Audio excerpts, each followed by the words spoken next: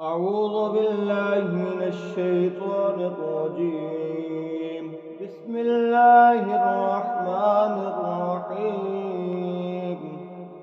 وإذا طلقتم النساء فبلغن أجلهن فلا تعذروهن أن ينكحن أزواجهن إذا تراضوا بينهم بالمعروف، ذلك يوعظ به من كان منكم يؤمن بالله واليوم الآخر، ذلكم أزكى لكم وأطهر، والله يعلم وأنتم لا تعلمون.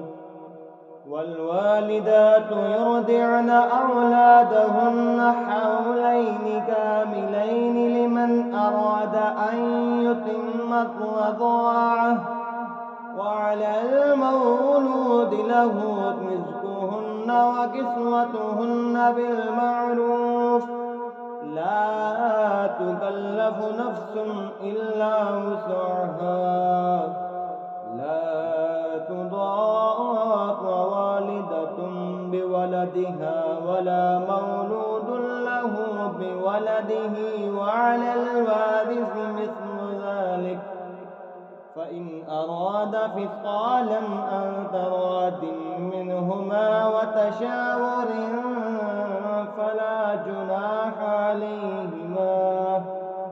وإن أردتم أن تسترضعوا أولادكم فلا جناح عليكم إذا سلمتم ما آتيتم بالمعروف، واتقوا الله واعلموا أن الله بما تعملون بصير.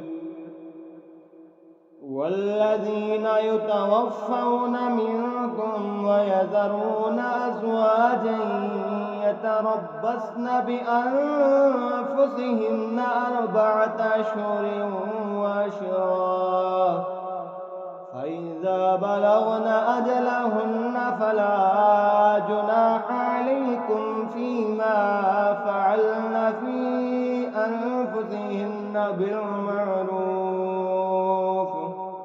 والله بما تعملون خبير.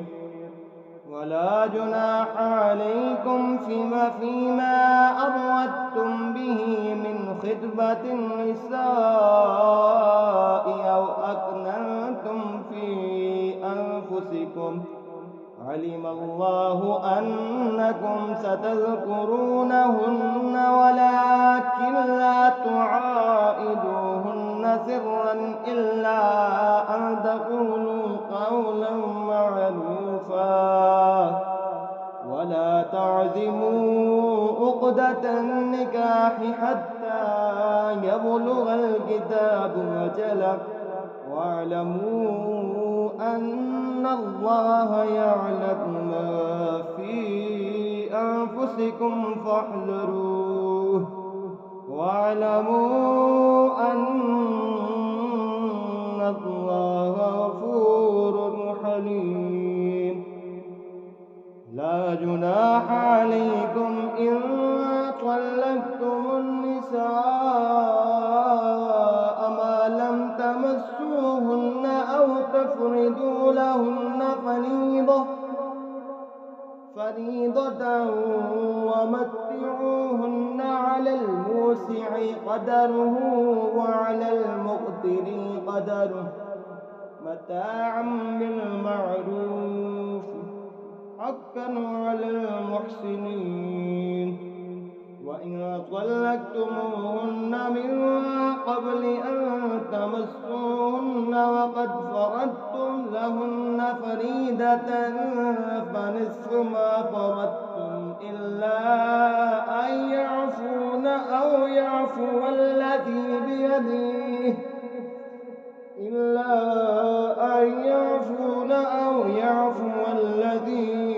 بيده عقدة النكاح، وأن تعفوا أقرب للتقوى، ولا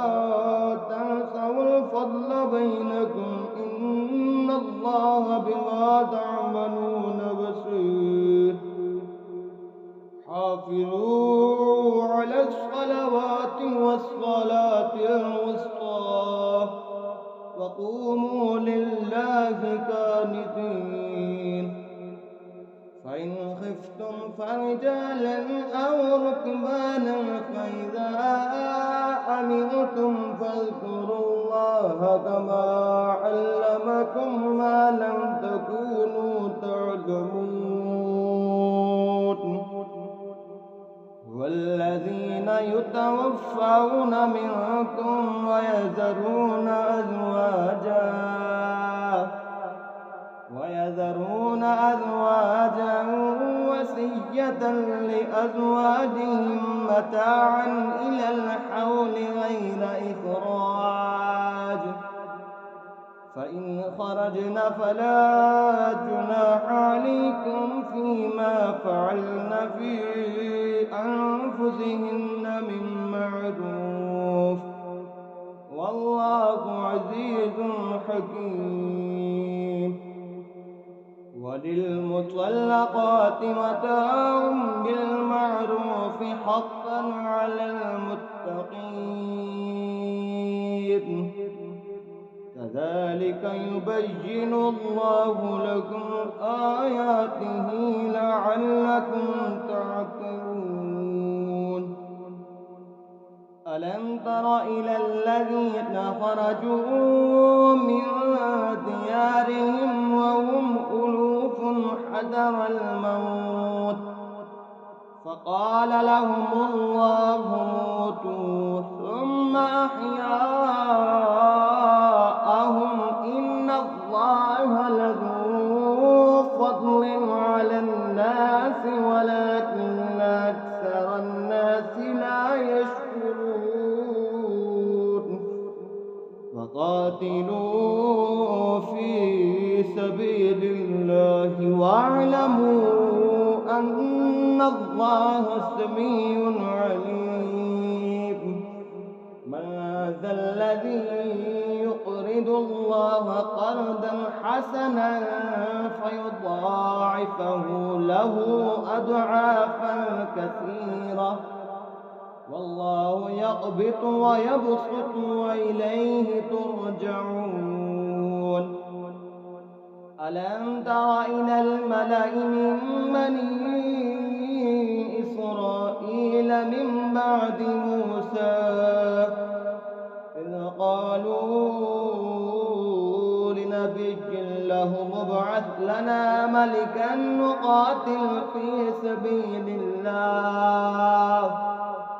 قال هل عسيتم إن كتب عليكم القتال ألا تقاتلوا؟ قالوا وما لنا ألا نقاتل في سبيل الله وقد أخرجنا من ديارنا وأبنائنا.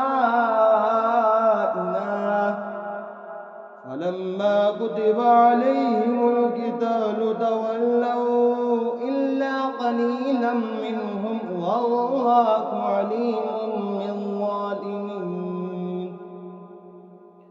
وقال لهم نبيهم إن الله قد بعث لكم طالوت ملكا. قالوا أنى يكون له الملك علينا ونحن أحق بالملك منهم ولم يؤت سعة من المال.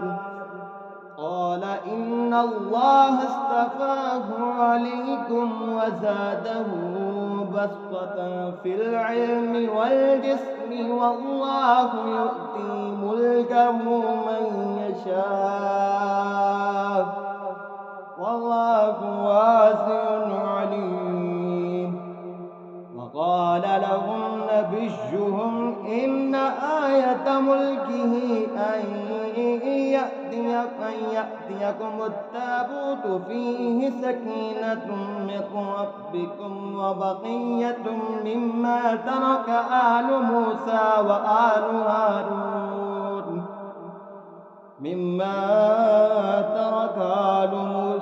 وآل هارون تحمله الملائكة